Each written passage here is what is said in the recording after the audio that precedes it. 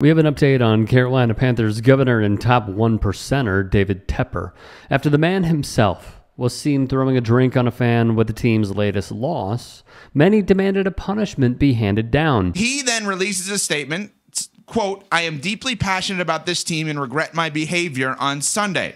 I should have let NFL stadium security handle any issues that arose. I respect the NFL's code of conduct and accept the league's discipline for my behavior," end quote. So what exactly was the punishment? The NFL has fined Carolina Panthers owner David Tepper $300,000 for throwing a drink at a Jacksonville Jaguars fan during Sunday's game. To say this is a slap on the wrist would be an insult to nuns and rulers. As Darren Ravel put in perspective, for those scoring at home, fining David Tepper $300,000, net worth $20.6 billion, is the equivalent of fining the average American $1.77. Well, my reaction is that is not enough. Clearly, that's a drop in the bucket for him.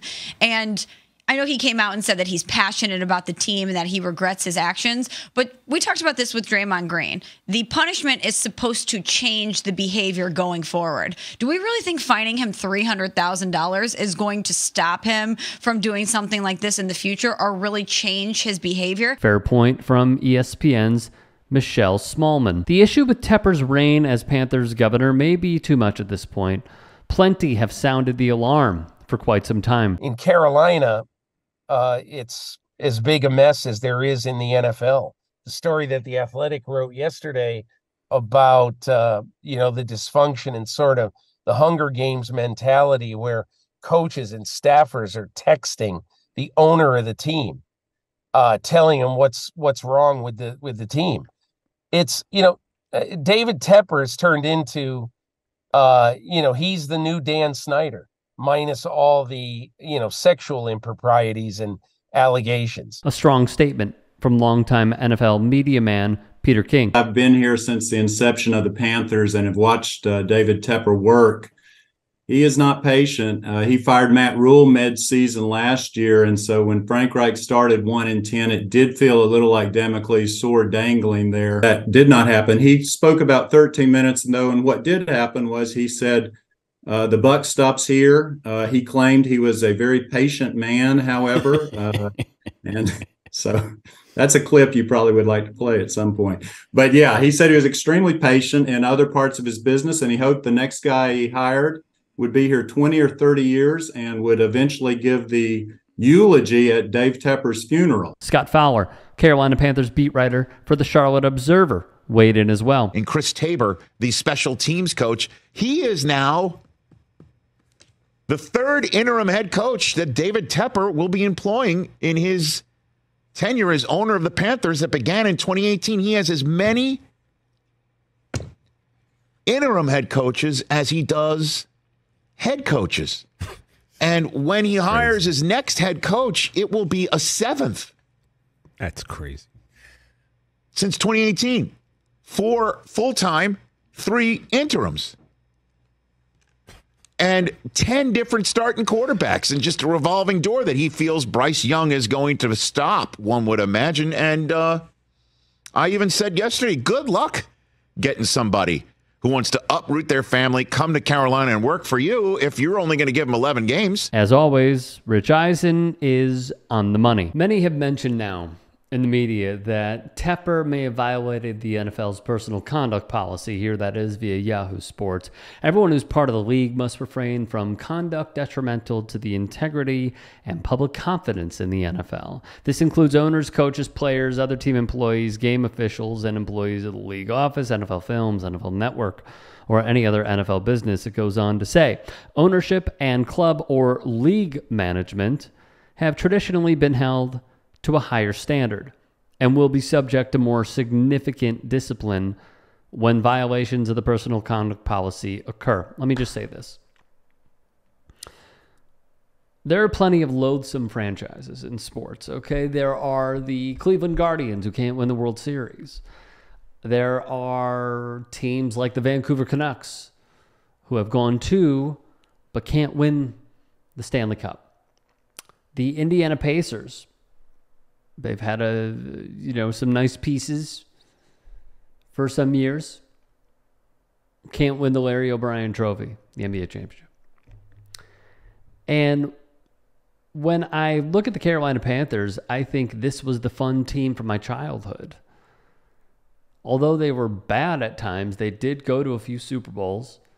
They did have the Steve Smith, Jake Delhomme connection when Smith is sliding down the goalpost for a touchdown celebration. They had flubs like Dwayne Jarrett out of USC. They had the glory days of Jamal Stewart.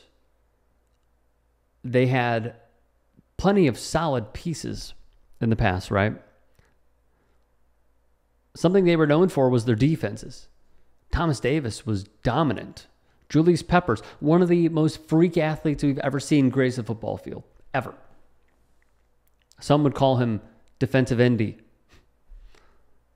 Luke Kuechly, Boston College, retired early, dominant defensively, dominant. And when I look at this franchise, they have gone from Jerry Richardson, who rightfully sold the team. They had to force him to sell the team.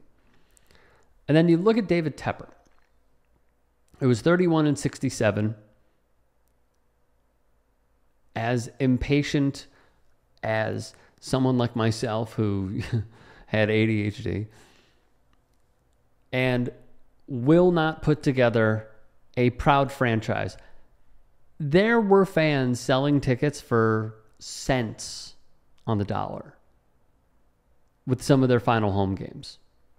Cents. This is when we go into the plight of sports where no matter what happens with this team, the value fluctuates. It goes up. And they could lose every game next year, 2 years in a row. There is not enough pressure on the billionaire ownership class to put forth a product that fans are proud of. There just isn't. David Tepper bought this team. When he sells it, if he sells it, he'll make a profit. And they don't win. He is plenty of games under 500. Now, some would say, well, they're young, look to the future. He's traded first-round picks for Bryce Young. It's early. One season. Give him time. But you know who Bryce Young could have used? DJ Moore. You know who really benefited from the services of DJ Moore? Justin Fields. You know who has the number 1 overall pick this year based off record? The Carolina Panthers. You know who it belongs to? The Chicago Bears in that trade so they could get Bryce Young. This team needs an overhaul, but the biggest issue in sports is that the ownership class is not incentivized to win. We're seeing it with Shad Khan.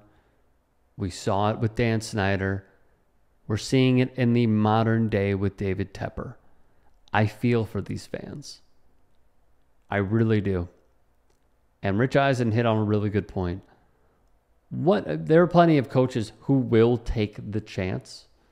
Because if you're a head coach in the NFL, whether you are awful or great, you will get another job down the line as a coordinator because you were given the keys. You were proven at least somewhat trustworthy to be handed the keys to the car. But Rich Eisen did hit on a good point. What guy, realistically, if they go into it knowing that this is a jaded environment led by this person, then they'll be okay. But what person who could potentially have a job a year from now as a head coach would say, yeah, I'm going to go take money from David Tepper to go be a head coach. And I'm going to uproot my family to go there. And know that this guy doesn't know how to run a football team. That's a good question. And that is going to be the answer to who the next head coach is for your 2024-2025 Carolina Panthers.